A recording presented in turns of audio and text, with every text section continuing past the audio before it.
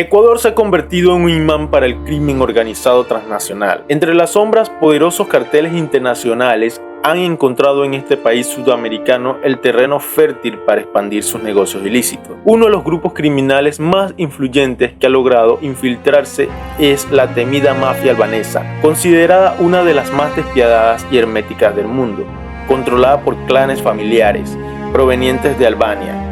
Esta red criminal comenzó a establecerse en Ecuador aproximadamente en el año 2009 y rápidamente entabló alianzas con bandas locales para el tráfico de drogas a gran escala. No somos de la banda de los choneros, nosotros somos una familia de Santana. Alias Fito, así se apoda el nuevo líder de la banda de los choneros en Ecuador, quien reemplaza a alias JR, dado de baja en Colombia hace unas semanas. Con Fito, un hombre sanguinario, hay quienes consideran que la situación de los ecuatorianos va a empeorar. Nuestro periodista Héctor Sarasti tiene la historia. Con una cultura arraigada, estrictos códigos de honor y confianza, los albaneses han sabido ganarse un lugar en el tablero del AMPA ecuatoriano, ofreciendo protección y contactos internacionales a cambio de rutas para el envío de cocaína. Pero su presencia también ha provocado el aumento de la violencia entre mafias rivales, que impugna el dominio por el territorio. Desde secuestro, asesinatos, hasta corrupción, han llevado a Ecuador a un punto de quiebre social. ¿Cómo logró afianzarse esta peligrosa banda en el país?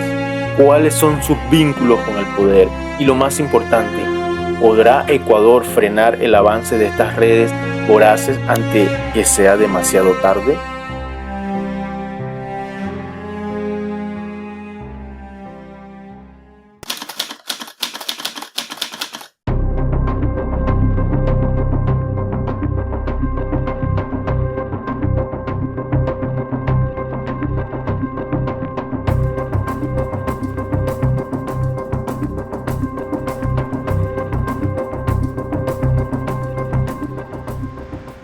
Los oscuros orígenes de la mafia albanesa se remontan en la década de 1970, cuando Albania se encontraba bajo el régimen comunista de Enver Hoxha, que había aislado al país del resto de Europa.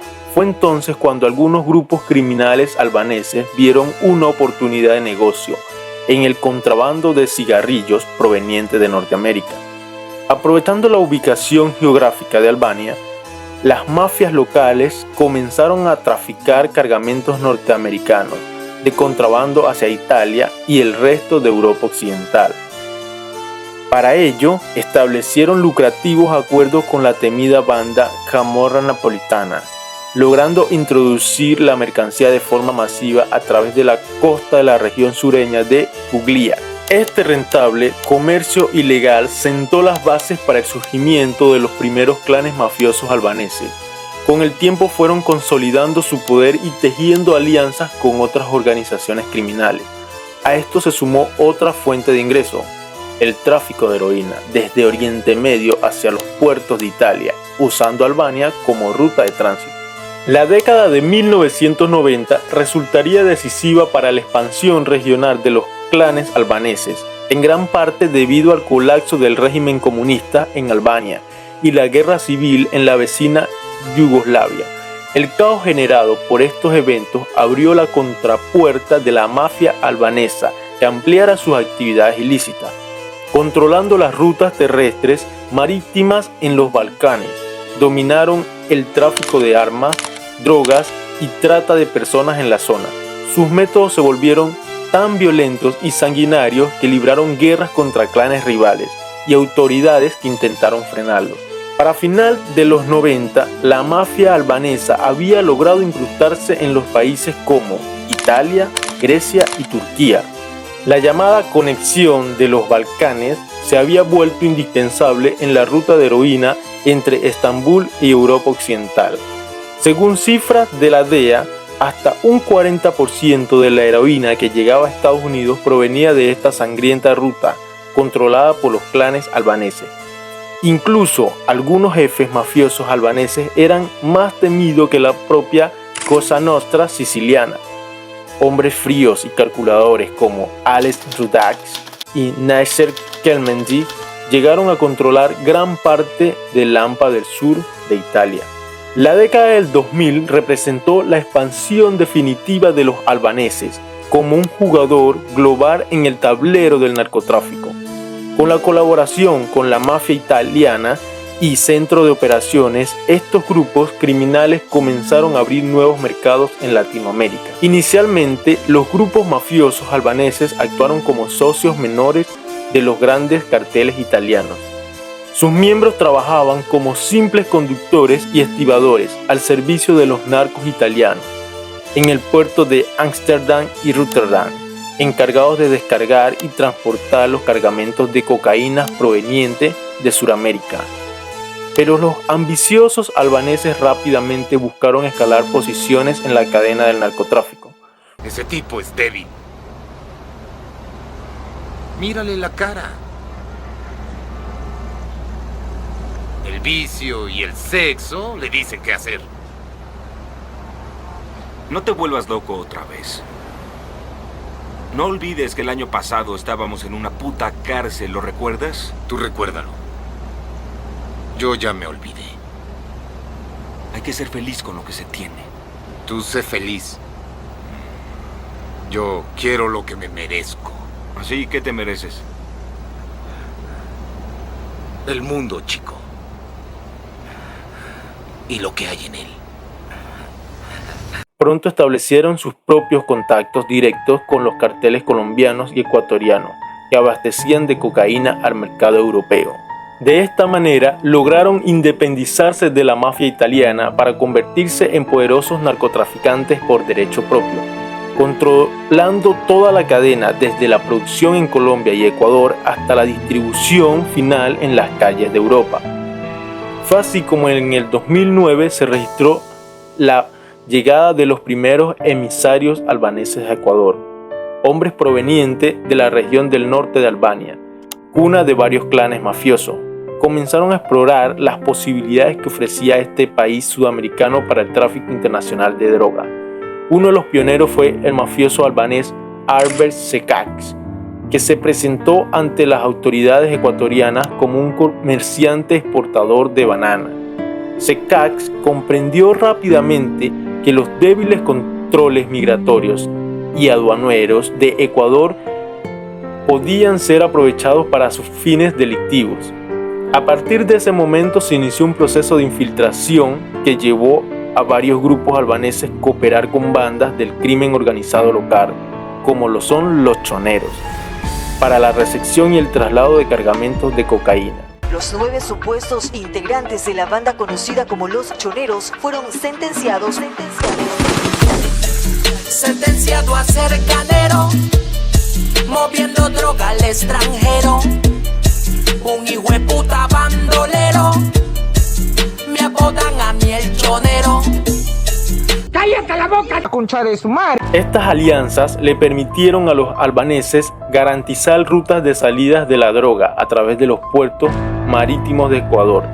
Se estima que al menos unas 800 toneladas de cocaína salen cada año del país, aprovechando los principales puertos, como lo son el Puerto Bolívar, el Puerto Guayaquil, Manta y el Puerto Esmeralda.